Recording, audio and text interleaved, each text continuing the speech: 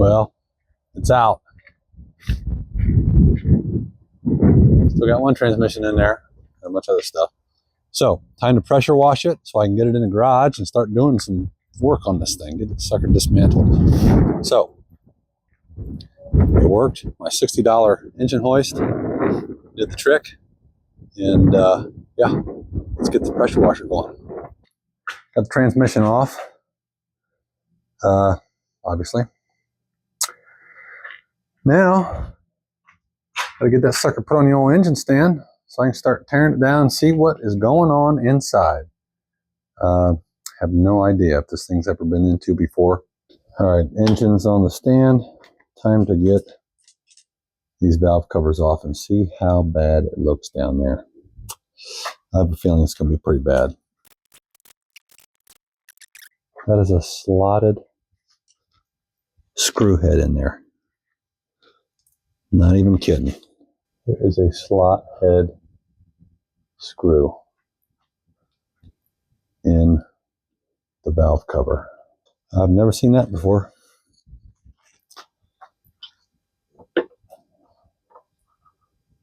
Oh my. Oh my. Well, I'm not sure that these have ever been off before. I mean, I don't even know what to think about this. This is going to be a full-blown, I have a feeling this is going to be a full-blown rebuild here.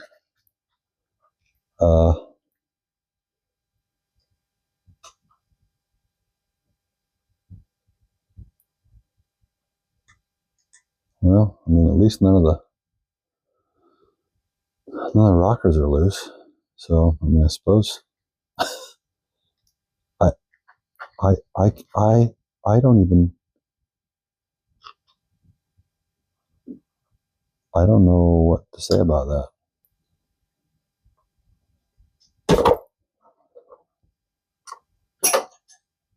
More of the same. I was going to take the distributor out, but that's frozen. So I took all the intake manifold bolts out. I'm kind of anxious to see what the valley looks like around the distributor, but I don't know if that's going to work. Come on, there we go. Yeah. Oh boy. I'm just not sure what to think about this.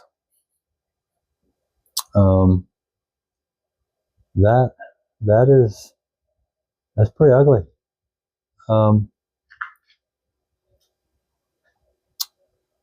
Yeah. They said, they is people on the World Wide Web I saw, they said you could put a little pipe wrench on there and see if you could tap the handle a little bit. I sprayed it with some PB Blaster, of course.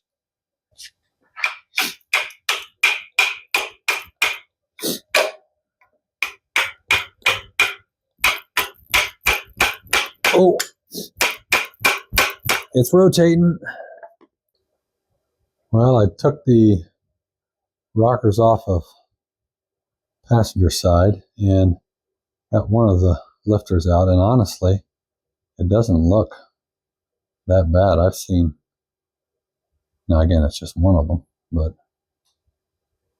the 351 lifters were more worn than this. I mean, this one's got a little ring around it. I don't know if you can even tell. There we go. You can see it. There's a little bit of pitting, so it had been sitting and gotten some rust at some point. Oh man, whew, that just shot me in the face with a bunch of stuff. No. Okay. Oh, okay. I got a little movement. Oh, there we go. Okay. Oh. I mean, if I didn't care, I'd just clean it up, send it. But yeah, I'm gonna do a full rebuild job on this one, I think. But I'll have to do some measuring. It's actually not That may not be as bad as the 351 was, which is bad because I should have torn that all down. But you know, I was under time crunch, and that there's the timing. Yeah, the oil pan. Oh, let's see. We got a little bit. That right there was at the oil pickup. Oop, not getting you in the picture there.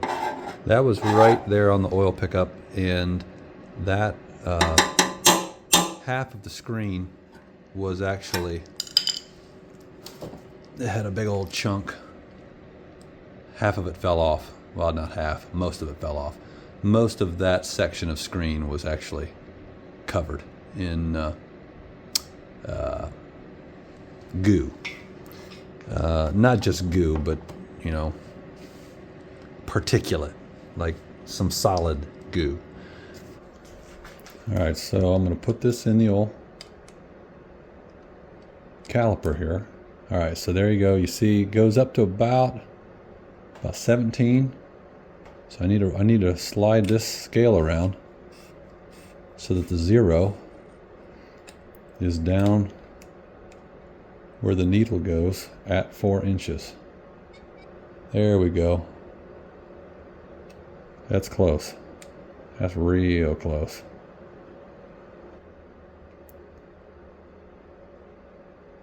There we go. Oh my goodness. Got it.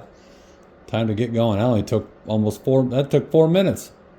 Well, I'm getting ready to take the pistons out. Took this first rod cap off and then noticed, or first rod cap nuts off, and then I bumped that. Oh boy. We're gonna have some interesting discoveries here. Everything else is tight, so looks like we've spun a rod here. So that'll be interesting to see what we find now. Well, I got the crank out, and that's the problem.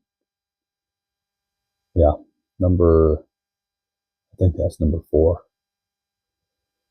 The old number 4 cylinder. Not good. So now I need to find a crank. I don't know if you can see that. You might be able to see that. Looks like near the top. About 7. 7.5. Let's say 7.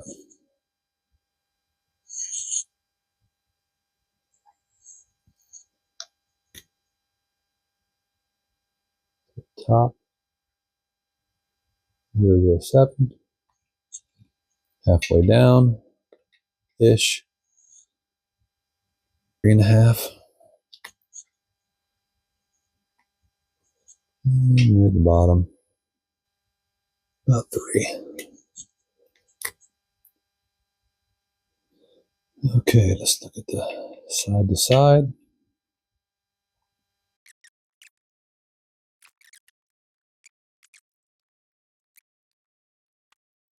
I mean, they're all slightly tapered.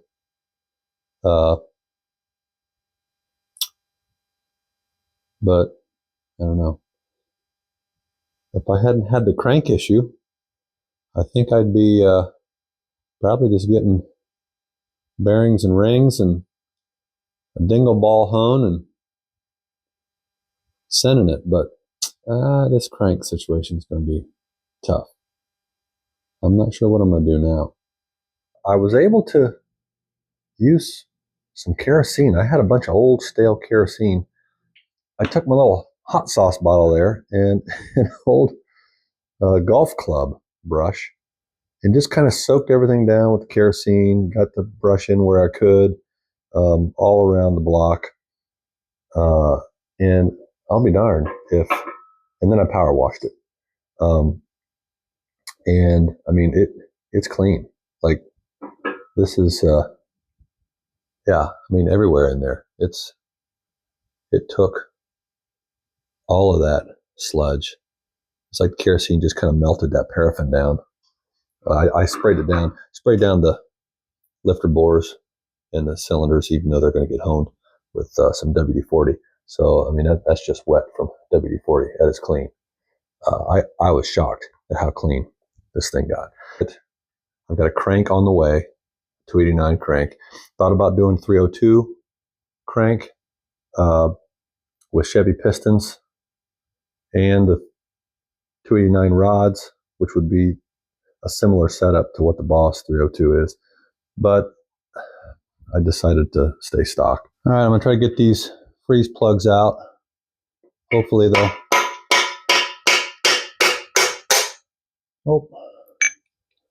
hopefully I can actually pull that out.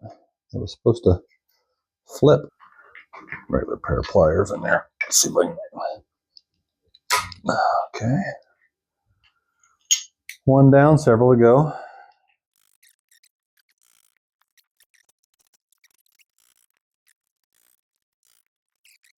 And it's going to need some soaking.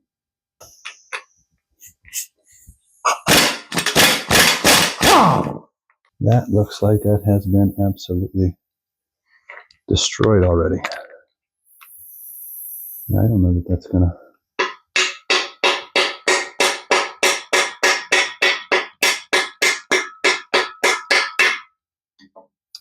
Yeah, we'll see. I don't know if I feel good about that. Nope.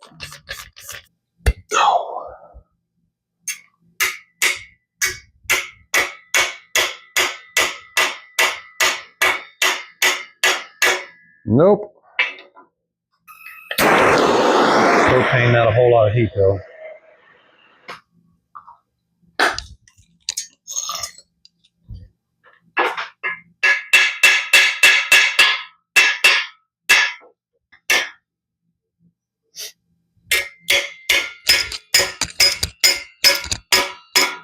I believe that may have started to turn.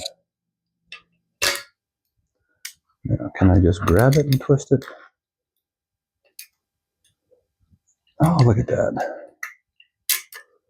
I've been doing some cleanup. So I got the mains all taken apart and cleaned up, and I should say main caps.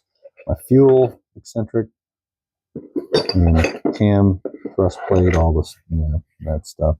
Then I was working on the old push rods and rockers. I wasn't sure if I was going to be keeping these anyway, but I ended up doing some refacing a smidge with a little rotary tool, sanding drum, and a diamond plate.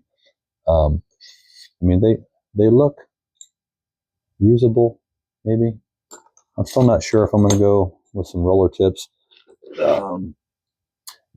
These actually, the last few that I haven't gotten to yet, they're actually not bad. The rest of them were not so good.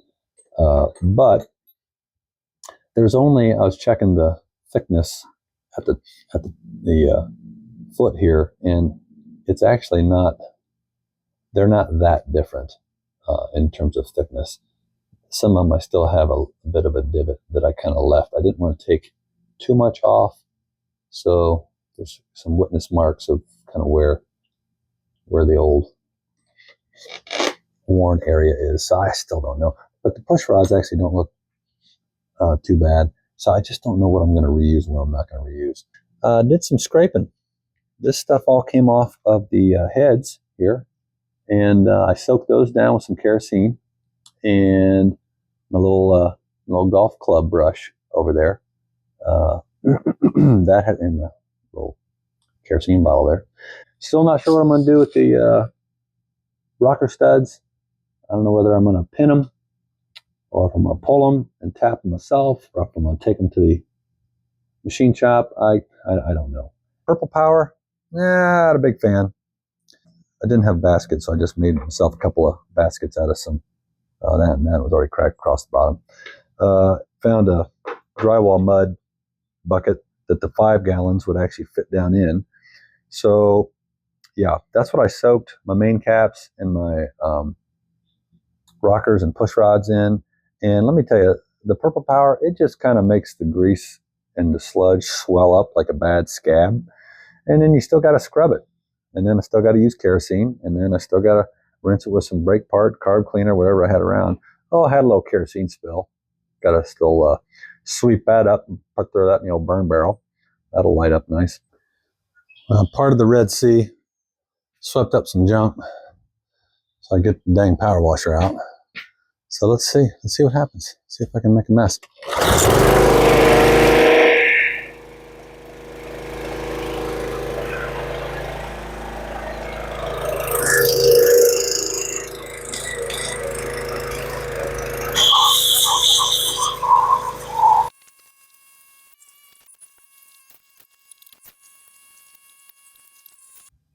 My oil returns were completely plugged. I don't know how this thing didn't do more damage than it did. I mean, obviously it spun a rod bearing, but I don't know how it didn't do more damage, because actually the cam looks pretty good. I'm not keeping it, but the cam actually doesn't look bad at all.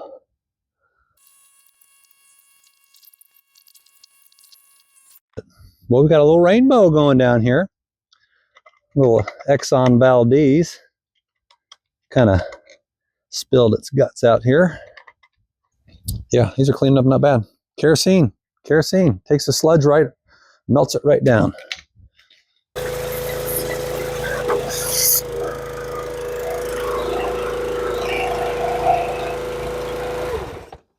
This poor pressure washer, picked it up used on the old FB, and then had my first use.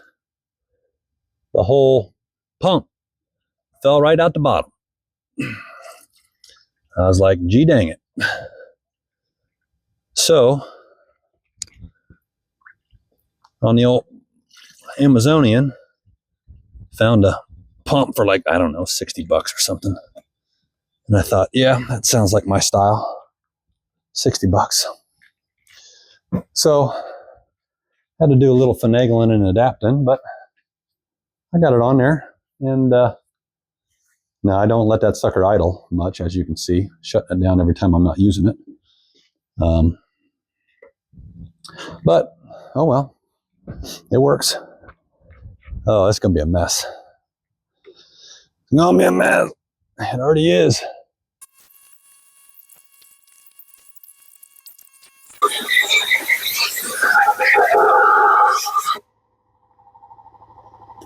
And the nice thing about the kerosene situation is, even with some water on here, I mean, the water's still kind of beaten up, so you're not going to have a bunch of flash rust going on, because it's still got, you know, some protection.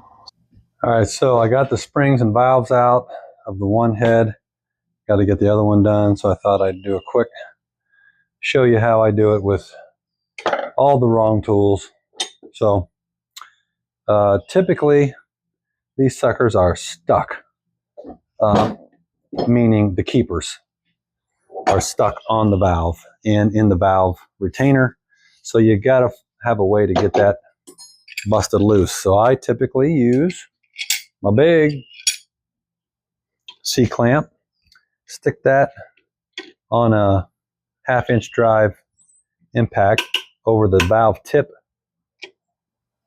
end, and then let's see if I can do this here, and then I will start cinching that in onto the valve, trying to keep stuff centered as best I can. You just start cranking on that and it will pop loudly. Maybe. Come on now.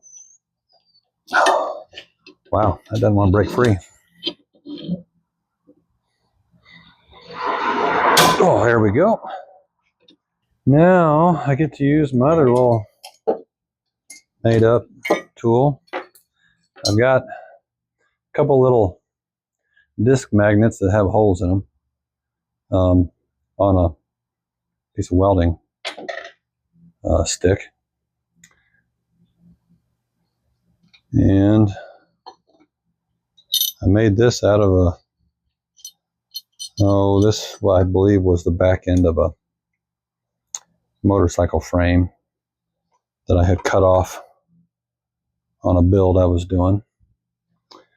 So, oh yeah, forgot to do this. Got to lock the head down.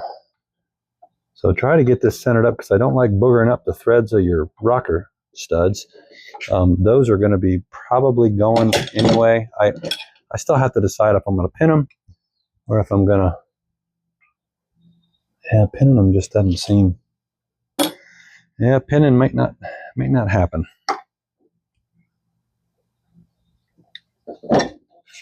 All right, so do that. Get the screwdriver in there.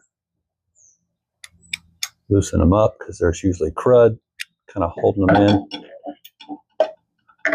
Sometimes you can just grab them out like I did there. Sometimes you need the magnet. And I kind of keep that pressed down so I can get this nut off. And then hopefully, without digging into the threads, looks good. Take that off.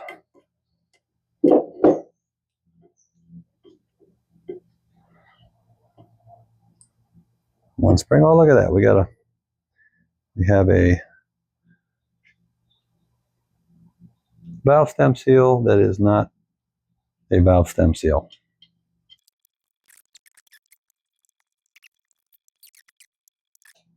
Out of 8 valves, 1 had an actual seal in place. How about that? The rest of them were either broken in half or not even there at all. So now I'll rotate this up and the valves will start sliding out, falling out. Hopefully I won't drop any of them on the floor.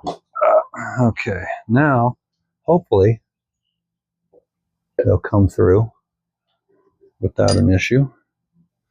There you are. I was afraid of that. Same thing happened on the other side. I've got an exhaust valve. The tip is so mushroomed that it will not come out. I got these at the old HF a long time ago. I don't use these for much. They're not great, but they do work for this. So I'm going to have to be spinning and getting that tip of that valve cut down so I can get the dang thing out. Oh, look at that. That didn't take much. All right, well, there you have it. So, yeah, we got a little cleanup to do. The seats actually don't look terrible, but we'll see. I'm not sure what exactly I'm going to do next with them, but I got to do a little cleanup.